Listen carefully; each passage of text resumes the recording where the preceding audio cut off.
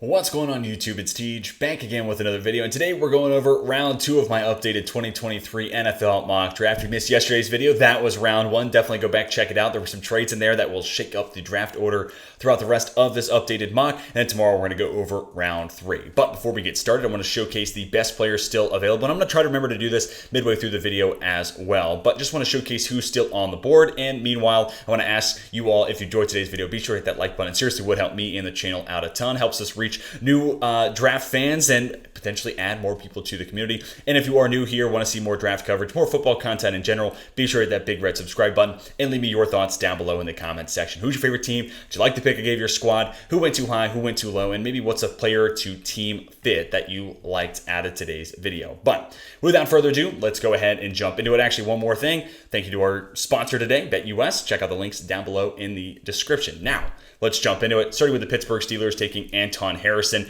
To me, this is kind of like the top 32 haul as a Steelers fan that I would be most excited about. A corner at 17, whether it's Deonte Banks or Joey Porter Jr. or, bless up, maybe Christian Gonzalez can fall that far. And then Anton Harrison there at 32, just because Anton Harrison's my OT3. To me, I think Pittsburgh's looking more in the direction of a DeJuan Jones or, a Darnell Wright or Broderick Jones, one of these big bodies, people mover, strong, kind of typical mauler type of profiles. Anton Harrison, I think his underrated strength, doesn't really play with it often. I think you can tap into that more at the NFL level, and also I think he'll bulk up more at the NFL level. But nevertheless, he's the most polished pass protector. So from a Steelers standpoint, hey, you just drafted a quarterback in the first round last year. What better investment could you make with, the first pick of the second round gifted to you by the Chicago Bears than drafting a pass protector there, and the most polished pass protector of anybody left on the board, and really anybody after Paris Johnson Jr. and Peter Skoronski. So yeah, that's going to go a long way to try to build the picket fence, keep Pickett clean. I saw him roll out right way too many times last year, and Chukwuma Okorafor just ain't cutting it. So I think Anton Harrison would be a big time upgrade there. You keep Okorafor over at right tackle where he's been playing. I think that's the best situation, but I do think Pittsburgh realistically is going to go somewhere else instead. Then we get to Houston. I'm going to give him Jalin Hyatt. Hit on this a little bit in yesterday's video. Was going to give him wide receiver. Was going to give him that over-the-top, that speed element that they're missing with Brandon Cooks. I think Hyatt could fill in that role. I do worry about the slight build as well as the route tree coming from Josh Heupel's offense, but nonetheless, I'm going to trust that playmaking ability and say, hey, once he gets into that Bobby Slowick offense, they're going to be able to tap into that. And that's really what the Shanahans do best, is get their best players into space and figure out what their players do best and how to maximize that. So as long as Slowick is, kind of cut from the same cloth, I think he'll be up for the challenge there. And then just on paper, Robert Woods, John Metchie III playing the slot, Nico Collins and Jalin Hyatt on the outside. You have a lot of different guys that can win in a lot of different ways. Two guys that have speed, but Collins wins it more at the catch point. Hyatt just getting behind people. And then Robert Woods can be that volume guy to the slot. And then hopefully we get to see some John Metchie III, because I did like him a fair amount coming out of Alabama. Unfortunate with his injury and then the leukemia. But hopefully he does get to see the field this year and impresses and maybe even takes the job from Robert Woods. Then we get to Arizona here at 34, and this is where I'm going to have O'Cyrus Torrence come off the board. I talked about it a little bit yesterday where I was, hey, I'm going to only have one interior offensive lineman come off the board. There easily could be two. It could be JMS or Tittman plus Torrence. But here in this situation, I'm not mad about my other picks I made for other teams. Torrence falls in the second round, and Arizona is desperate for interior offensive line help, and Torrence, plug-and-play starter. Granted, you would have to flip Will Hernandez over to left guard, but or Torrence, who played right guard at Florida, he'd have to flip over to the left side. But either way, I think whoever ends up making that flip is going to be fine. But I'm looking at two starting interior offensive line spots up for grabs right now for Arizona. So for them to grab my top interior offensive lineman, not named Peter Skoronski, I think that's a big-time win. And also a great people mover, just kind of fits with that identity and gives you a kind of a mean streak that I think that offensive line is missing right now. But also a guy who we saw make a jump in competition from Louisiana Lafayette to Florida. So I feel confident that he'll be able to do the same thing going to the NFL.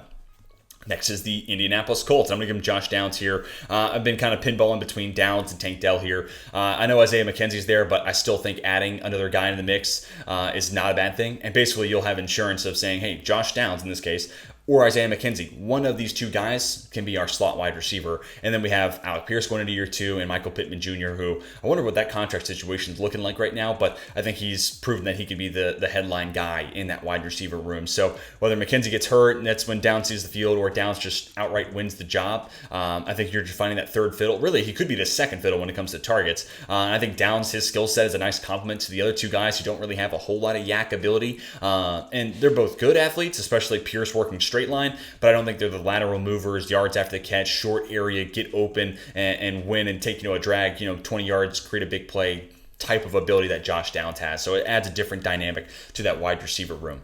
Next is the Rams at 36. I'm going to give him Will McDonald. Easily could be a guy who sneaks into the first round. And really, because I went Mozzie Smith to Chiefs yesterday, him and B.J. Ojolari, I was kind of back and forth, but then I was like, hey, let's do Mozzie. Let's do something a little different here. But Will McDonald, nice blend of speed, finesse, and bend, but also having 90th percentile arm length. And that's a combination that's going to win. So he can long arm dudes, he can get underneath guys, and he has that first step off the line of scrimmage. I think Will McDonald's going to be a really, really good pro at the next level, and especially moving him from inside the shoulder of an offensive tackle to now playing on the outside like he would with his 3-4 base with the Rams. It's fantastic, and the Rams desperately need edge. I don't need to be the one telling you that. You know that once they moved on from Leonard Floyd, it was going to be something they had to address. And I think Will McDonald's really, really good value here at 36 and can be a guy that headlines that group pretty much right away. Next, Seattle at 37. I'm going to give him Joe Tippmann. This could be Luke Whippler or Joe Tippmann, but decided to make it Tippmann this time. Great on the move, big frame, and yeah, I just think that's the last area on the offensive line. Kind of like the Giants yesterday where it's like, there are spots where I think they can get better on the interior, but center stands out as like, you have got to find an upgrade there. You've got to find a starter. And I think 37 for Tippmann's good value. He could go in the first round. So whether it's JMS falling maybe, or it's Luke Whippler is the third center off the board already by 37. This board could play it in a lot of different ways, but I think 37 is a good spot to attack that center spot that Seattle needs to address.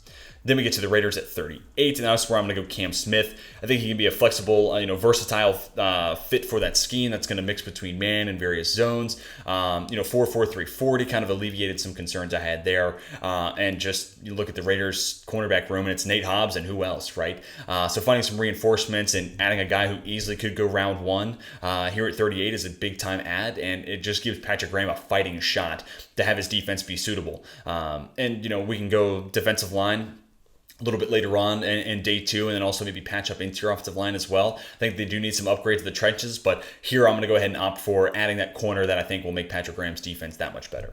Then we get to Carolina at 39. I'm going to go Tank Dell here. To me, inside out, but maybe he does ultimately become a slot-only guy in a few years' time. But right now, I'm just kind of having the image in mind that Adam Thielen's going to play on the slot, and then on the outside, you could have Tank Dell plus Terrence Marshall Jr. Terrence Marshall is kind of the possession, intermediate, middle of the field kind of threat. Tank Dell, who you could do some gadget stuff with, but also is a burner, and I think a good route runner deep down the field. Also has crazy good release packages. I know some people are worried about his press, or his ability to get off of press, but I think with the 6-foot wingspan, he'll be able to initiate contact, get his hands on a DB just as they get their hands on him. And then also the release set's crazy. And with that speed, you're playing a dangerous game as is. Like, if he gets behind you, good luck. It's 6 the other way for Carolina. So that, and then for Carolina, it's like, who's that over the top? Who's that, big play guy? And I talked about this last week when I gave him Jalen Hyatt, and then same but different here. Who's the guy that CJ Stroud, or in this case, Bryce Young, is going to be able to create some big plays, chunk plays, 50-yard passes with? I don't know if Terrence Marshall Jr. is that guy. I don't know if Laviska Shenault's that guy, and I know Adam Thielen is not that guy. So I think adding that speed goes a long way. So now you have 4 wide receivers that all have different skill sets and complementary of one another, and now we're talking. Now we're giving Bryce Young a fair shot, and we're giving Frank Reich a fair shot, because there were a lot of years in Indianapolis where the wide receiver play was a little lacking as well. Next is New Orleans at 40. I'm going to give them Adetomiwa Adebawore. Before I talk about Adebawore, I just want to shout out Sarah McCoy, I think was who left the comment, one of my subscribers, gave him a fantastic nickname. I hope Adetomiwa Adebawore goes by the alphabet when he gets to the NFL. I think that's perfectly suited for, nobody wants to say Adetomiwa Adebawore. And there's so many people who can't say it. So let's just call him the alphabet. I feel like that's a perfect fit. And also it kind of fits because he's got crazy long arms, right? Like the alphabet, 26 letters, kind of works there too. But we're also talking a guy who's 280 pounds, moving at 4.49. What type of 40 is that? Like, that's insane.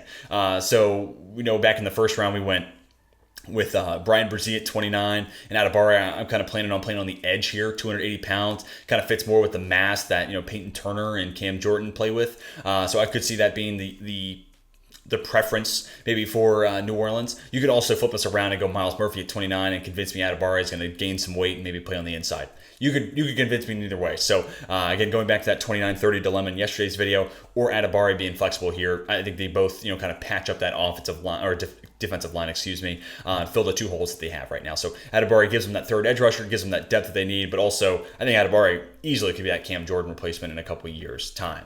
Then we get to the Minnesota Vikings. They get this pick after trading back from 23 with the the Tennessee Titans. Then here at 41, I'm going to do something I don't think I've given them this player yet. I'd be shocked if I have, but I'm going to go Michael Wilson. I just think about everything Justin Jefferson does as a guy who can win and create big plays down the field. He's also one of the best intermediate route runners, maybe the best intermediate route runner in the game right now. And then I'm like, man, who else can get open reliably? I just want someone else who can force DBs to play from behind and, have to play catch up against them. And, Michael Wilson comes with those injury concerns, but awesome at the line of scrimmage. His release sets at the Senior Bowl were fantastic. Great hands. He plays like he's 6'2", 215, and a natural route runner that plays faster than 4.58. So adding him into this offense, another guy who can just reliably get open. As long as he's healthy, I can feel confident Michael Wilson's going to be able to get open and create some easy throws for Kirk Cousins. And then when you do that, you're just forcing secondaries to say, well, now Michael Wilson's kind of eating us alive. What am I going to do about Justin Jefferson? We're trying to take him away. And by adding that second option, it really just does open up that offense a ton. And then we get to see really what this Kevin O'Connell offense is all about.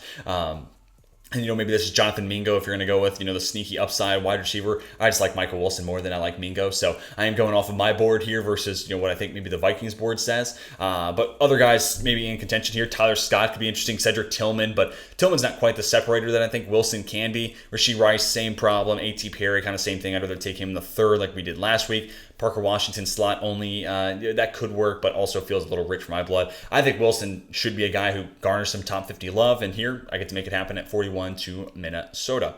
Then we get to the New York Jets. I talked about this some in yesterday's video. I really wanted to trade this pick to Green Bay, but I just couldn't do it with the trade simulator and the trade engine here. So sorry, Green Bay fans. I would love to explore what 42 plus 45, what we could come away with, but unfortunately I'm forced to kind of stick and pick here with the Jets. So I'm going to give them 2 picks that I have always loved giving him. Trenton Simpson, very similar measurables to Fred Warner, but more athletic traits, actually. So the height weight's similar, but he runs 4.43, so that's fantastic. And I know you have C.J. Mosley and Quincy Williams there, but I think you can do better over both. I think Simpson can kind of be a blend between the two. Great coverage upside and that feel for cover in the middle of the field like Williams has, but can also take on blocks and be an impact player in the run game, which is what they're paying C.J. Mosley to do now. He's basically getting paid to eat blocks to keep Quincy Williams clean, right?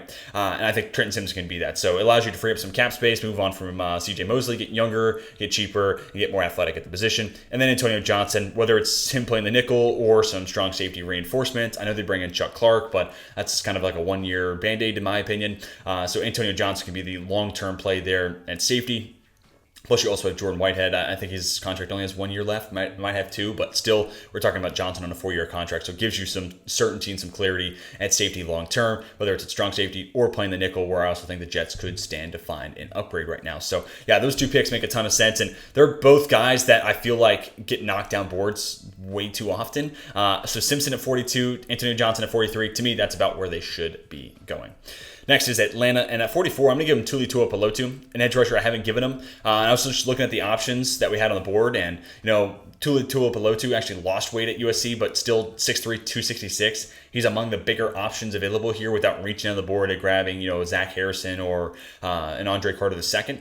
So I'd rather go with Tuli Tuipulotu, who I wish we knew what his athletic numbers would look like. What's the 40, what's the 3-cone, all that sort of stuff. What's the 20-yard shuttle?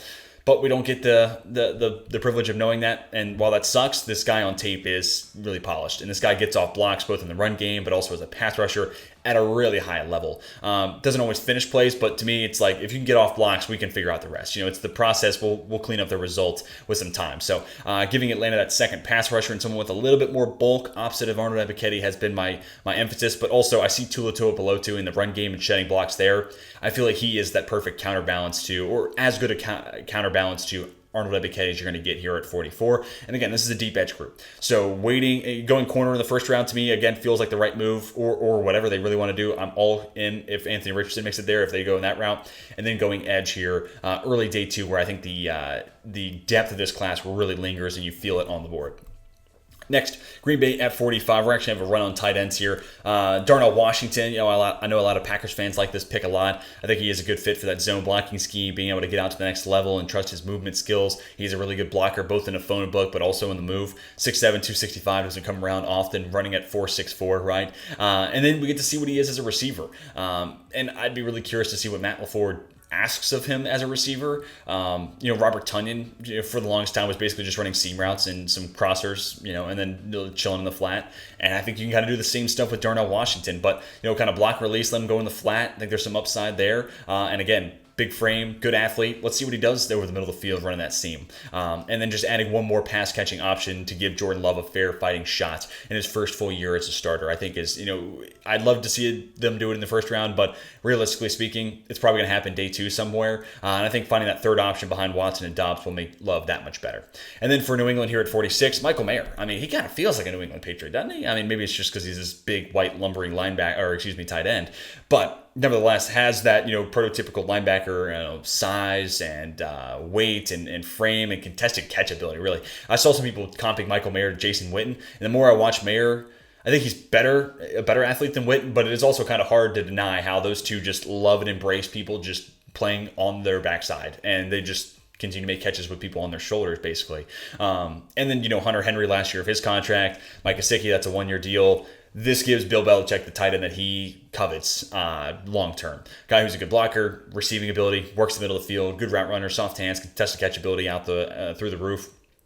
Yeah, this just feels like a Bill Belichick guy, and get him at 46, really good value. Again, the second round videos, I know I say this almost every week, but the second round and then even in the third round, that's the sweet spot of this year's draft class. So I'm really excited to be live for day 2. A little reminder there. If you're going to be doing anything, watching the draft on Friday, be sure to join us as well.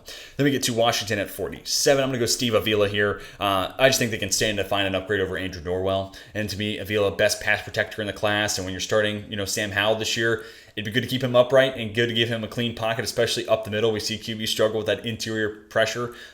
And when that gets in their face, and Sam Howell has a big arm and can be mobile, but he's actually not the biggest of guys from a height standpoint. So I think adding in a Steve Avila goes a long way to shoring up the pass pro on the inside and keeping a clean pocket that Sam Howell can step up into. Then we get to Detroit at 48. I'm going to go Jahmyr Gibbs here. This might be a little bit of a projection. This might be a little bit of what I would do if I were the Detroit Lions, which my mocks are always a blend of what I think teams will do with what I would do. But I would draft Jahmyr Gibbs here at 48, have him be an immediate DeAndre Swift replacement, and trade him to, a team that needs a running back. Whether it's Tampa Bay or it's, the Chargers if they move on from Eckler, or the Giants if they want to move on from Barkley. I don't know. That's not my problem to figure out right now. I would ship DeAndre Swift for a 2024 third-round pick. And basically, you take Jahmyr Gibbs here, you get a better starter, and then you're just investing, essentially, the value that is DeAndre Swift into next year's draft class. And then we'll get to that draft, and we'll be like, oh, yeah, the Lions do have that extra third-round pick. Man, shout out to DeAndre Swift. Man, that's an awesome ad. Another top 100 pick for this team that's already making a push and maybe won the division by that point. I think it could be really beneficial and really valuable there. So I feel comfortable drafting Gibbs here. Top 50 feels pretty good value spot for him. And again, for the Lions, you already have the role in the offense. I would just have Jahmyr Gibbs be your new DeAndre Swift. Next is Pittsburgh at 49. I'm going to go Keanu Benton. He kind of lingered on the board here, which was beneficial for Steelers. I think they can definitely get an upgrade over Tyson Alualu and Martravius Adams. I think Benton could be that. Can be that immediate, run stopping, two-gapping, nose tackle in the middle of that defensive line, while also bringing some pass rush juice that they really haven't had in quite some time. Also, you have Cam Hayward getting older, so to add some youth on that interior defensive line, I feel like goes a long way. And Pittsburgh's always going to keep some depth in the pass rush department and on the defensive line in general, and that front seven. That's going to be something they always are addressing. So I think, somewhere in these first 3 picks, we're going to get edge, interior defensive line, something along those lines on top of, hopefully, corner and offensive tackle. I think that's going to be the kind of Steelers' path, assuming there isn't a trade-up, because I've also heard the rumors that they're really interested in moving up to 9 if Jalen Carter is still on the board, which in that case, yes, you're addressing interior defensive line, but then you're potentially moving on from an asset that could get you that corner, could get you the offensive tackle that they also need as well. Anyways, small tangent aside, let's move on to Tampa Bay. Here at pick 50, I'm going to give them Felix Enudike-Uzama. There's just no guarantee what Shaq Barrett's going to be next year, and I'm honestly kind of concerned with the decline in his play the last couple seasons, then the injury. I'm worried Shaq Barrett's just not the same guy next year, and it's going to become pretty clear pretty quick. So I think Felix Enudike-Uzama, Joe Tryon, Sheinka, 2 very bendy guys, but Tryon-Shoyinka, after changing his body, plays with a lot more power than he initially did at Washington. So yeah, I think that's kind of a nice 1-2 punch, two freaky athletes as a potential edge tandem for the future. And Tampa Bay, when their defense, going back to when they won the Super Bowl, that edge pass rush was crazy good, and it was a huge strength. And since then, they haven't been able to get to that same level. And, obviously we're talking about hypotheticals here and what these players' potential say they could be, but Felix Anudike-Uzomah and Joe Tryon-Shoyinka, who I do think takes a step forward in year 3, even more than he did last year, I think that's the duo that maybe gets you back to as close as you've been to that Super Bowl level as you've been since then.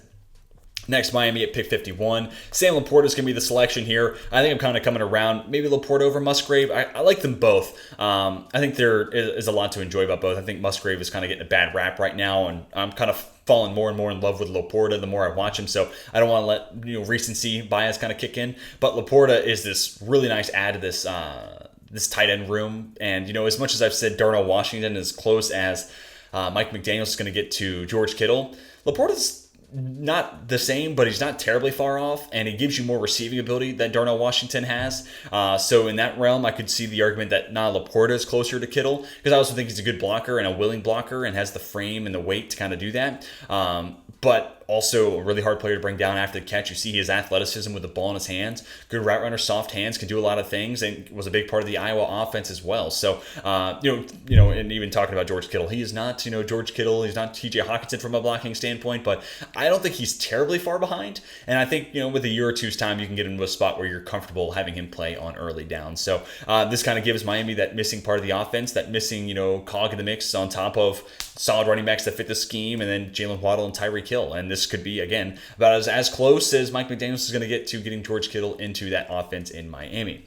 Next is Seattle at 52. I'm going to do something I haven't done in a while. And a lot of Seahawks fans used to voice their displeasure when I would give them corner. But man, the fit of Julius Brents in that Seattle secondary would be so good. So Seahawks fans, if you hate it, let me hear it down below and let me hear why. I understand actually why you bring in Logan Ryan. He can play the nickel. Kobe Bryant plays on the outside. I understand.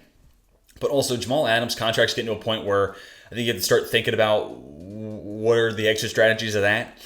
You lose Ryan Neal, so right now it's Jamal Adams, Logan Ryan, and Quandre Diggs as your safety. And it's good to have 3 safeties. But again, if you're thinking about maybe moving on from Jamal Adams next offseason, the offseason after because of the cap hit, then you're talking about Logan Ryan shifting back to play true safety. And then you could draft someone else then at that time to play nickel, or you could future-proof the position and have 2 pterodactyls on the outside with Julius Brent, 6'3" with 34-inch arms. Tariq Woolen at 6'4", running a 4.29 on the other side. Oh, did I forget to mention my favorite stat about Julius Brent? The 6'6" 3 cone. That's insane. That movement skills is bananas. And in that zone-heavy defense, that's crazy. So Brents plus Woolen on the outside is these monster human beings. And then you shift Kobe Bryant, who is not small by any stretch, at 6'1", almost 200 pounds, to the nickel. That, to me, screams length and size and all the typical traits we've seen Seattle covet. It's just Julius Brent you're drafting here in the 2nd round versus like the 5th, where they typically have a lot of success with Woolen and Richard Sherman. So, Seattle fans, is this too rich for your blood? Let me hear it down below in the comment section. And if you're not a Seahawks fan, let me hear what you think about a combination of Woolen, Brent, and then Kobe Bryant in the slide. Do you think I'm onto something here? Because I think this fit would be fantastic. Then we get to Chicago at pick 53. I'm going to give him B.J. Ojulari. He kind of lingered a little bit here. Yeah, he's a little undersized, a little small, so how does he fit into a 4-3 defense? A little problematic, but I think for a team that's desperately looking for pass rush, even if Ojulari year 1 is a 3rd down only guy and a pass rush only guy, I think that's still beneficial, because right now this team, what is the answer in the pass rush department? So even if it's limited snaps, if Ojulari answers that question, I think he brings a lot of value. And you're getting a guy who can contribute right away. You're going to know pretty much right off the jump, hey, yeah, that moveset, it plays. Yep, okay, cool. Now we just got to bulk him up. We got to get him from 248 to 255, maybe 260 if we can. Or we're just going to have to understand this guy is a passing down situation guy only, but because he's such a good pass rusher who can win on the outside shoulder, attack the inside shoulder with the counter, has good bend, good speed off the line of scrimmage, that's fine. He is so explosive and so good in that role that it's okay. We can make do with that value. And I think middle of the 2nd round, not a bad spot to draft someone like that. Especially, the Bears, the NFC North's open for grabs. They have all this cap space. They have all this draft capital. Their mindset is, we're going to make a push, and now we've kind of timed it up perfectly where the NFC North is up for grabs, and we can make the push to win the division. So if they do become that type of team that is that good, that DPR specialist is that much more important to your defense.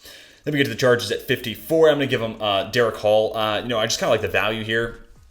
And the Chargers, I feel like it is paramount somewhere in the top 100 that they add that third edge rusher. We've just seen Bosa and Mack deal with too many injuries to where if they don't find an answer, someone in the top 100, someone who can step up in those guys' place, then they're going to be kind of SOL. And I feel like that's part of when we started to see that secondary get ripped apart at points last year too. So kind of a symbiotic relationship there. So draft Derek Hall, insurance for Bosa, Mack injury, but also I think passing situations because you move Bosa inside. Could you find a way to get all three of these guys on the field? I think you could. And then, you talk about what that does for the secondary. I think that's extremely beneficial. I mean, the get off that Derek Hall plays with, yeah, he's a little stiff, but this dude is explosive as it gets on the line of scrimmage, and he will get his hands right into you. He's not 90th percentile Will McDonald, but he's like 82nd percentile, so he is not far off in his own right. So, yeah, you add him in, and if Bosa and Mack stay healthy, plus Derek Hall, that pass rush becomes a real strength of that defense, and then it makes that secondary in specific that was a little bit of a problem last year look that much better. Next up is Detroit. I'm actually going to have them trade back, and they're going to be trading places with Kansas City. So like I noted in yesterday's video with Detroit moving up, I was like, there's probably ways that you can recoup those assets, and that's exactly what we're going to do here. And they're going to get, I kind of messed that up, but a second plus a fourth and a fifth, which, not the sexiest of picks. It's not the third rounder you gave up, but it's a couple extra swing of the bats. And I think Brad Holmes coming from LA, working under Les Snead, where their MO was, yeah, quality's good, but quantity's key. So we'll take that second rounder, trade back, and get 2/3 out of it. It's more about the how many times you get to make a selection, and eventually that pays out. So I could see Brad Holmes having that same philosophy. Yeah, we gave up that third, but now here we're going to be able to get a fourth and a fifth. So we're ultimately up a pick in this year's draft class. And then here at 55, I'm going to have DeJuan Jones come off the board. He's always a guy that I feel like, God, how is DeJuan Jones still available here? I'm a little bit lower on him than others, but nevertheless, I still think that he's going to end up going top 50. And honestly, I could see 6 tackles off the board in the first round. I really could. Because then there's a little bit of a drop off. So I could see teams wanting to get to it before we get to that drop off. But Jones, plug and play right tackle. He has a lot of traits that make me think of Orlando Brown Jr., which may be a little problematic considering this is the team that moved on from Orlando Brown Jr. But at the same time, if you were to tell Kansas City, hey, you can get Orlando Brown Jr., he'll play right tackle, and he'll be on a rookie contract at a second round value, would you sign him then?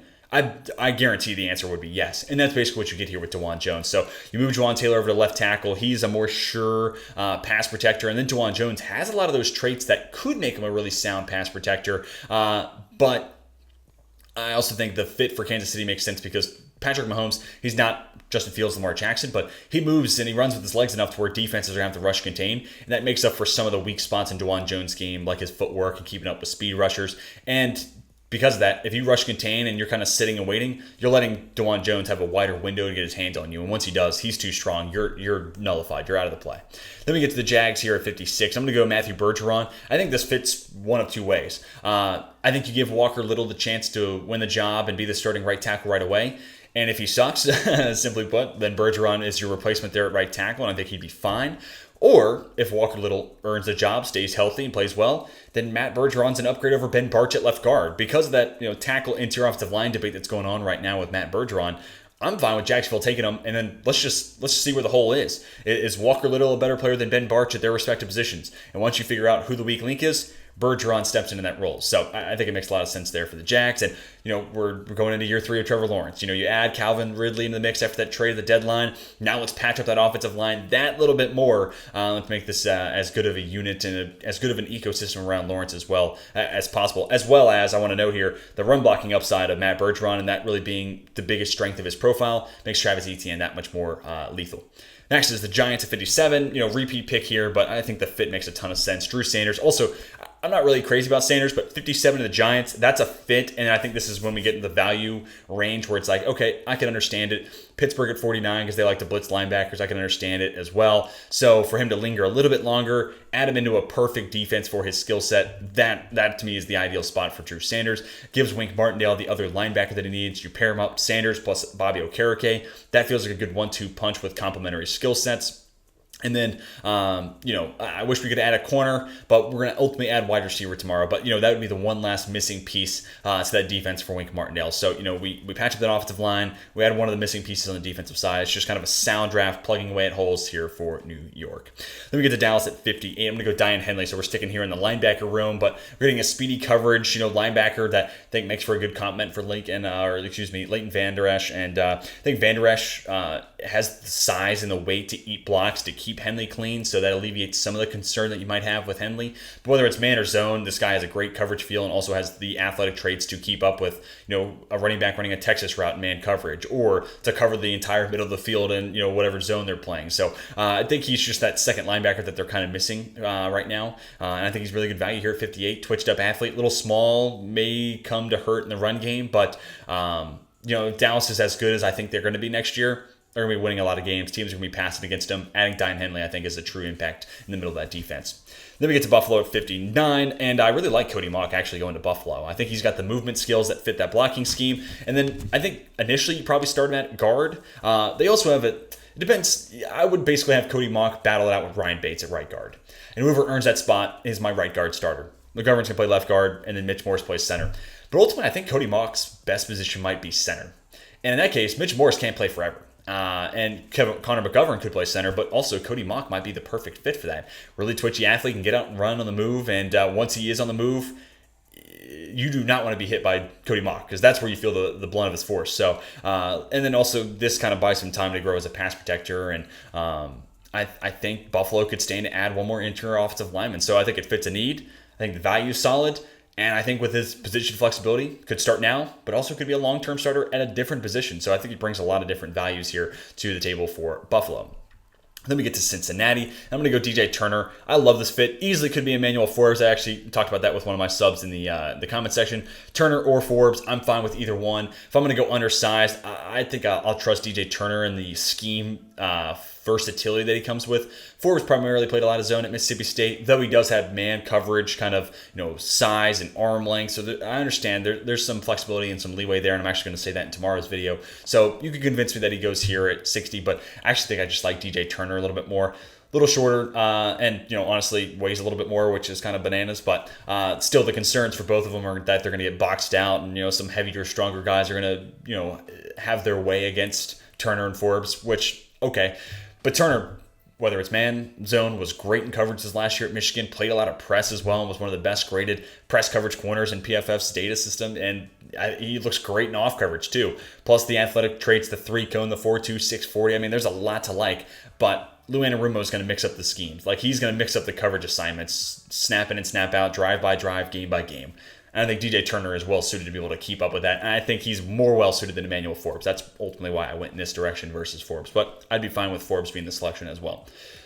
Next is Chicago at 61. I'm going to go Kelee Ringo here. Another repeat pick, but I think he makes for a really good fit in that cover 2 heavy defense. And where you have some issues with his lateral movement, I think that kind of is taken away because you're just going to have him press the line of scrimmage, which we already know he's good at, and then just sit at the line of scrimmage. And then they also have Kyler Gordon and Jalen Johnson, but I think Kyler Gordon is this undersized, uber athlete. He didn't quite have the 40 in the combine that people were expecting in last year's draft, but to me, still, he glides around the field. He's one of those dudes that's just like, dude, what? Why does this look so effortless? It doesn't make sense. But he's also on the smaller side. So I think Kyler Gordon as like your nickel is totally fine. And you drafted him in the second round last year. Like, nickel corner in the second round is not bad value. So Jalen Johnson, Kelee Ringo, pressing and playing that cover 2 squat zone on the outside. Kyler Gordon playing the nickel.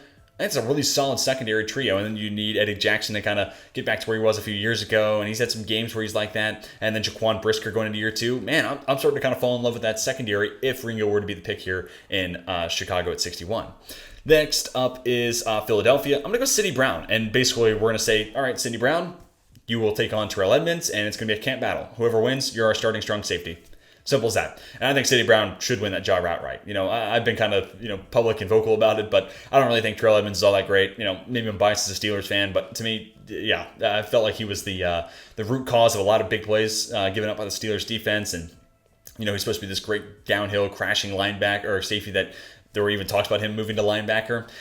Just never really felt like he made that big of an impact in the box either. So I think Sidney Brown can be much more of what Philadelphia is kind of looking for that role. Also the most athletic guy in this class, the safety spot. So I think he should go somewhere before the end of the second round. The last couple of mocks have had him linger to the third. So I want to change that here. So again, Philadelphia, it's going to be Sidney Brown. It'd be Terrell Edmunds. Fight it out, on the field, that is. Duke it out for a starting spot at strong safety. And I think Sidney Brown ultimately would win it out. Then we get to Detroit after they move back to 63. I'm going to give him Cedric Tillman.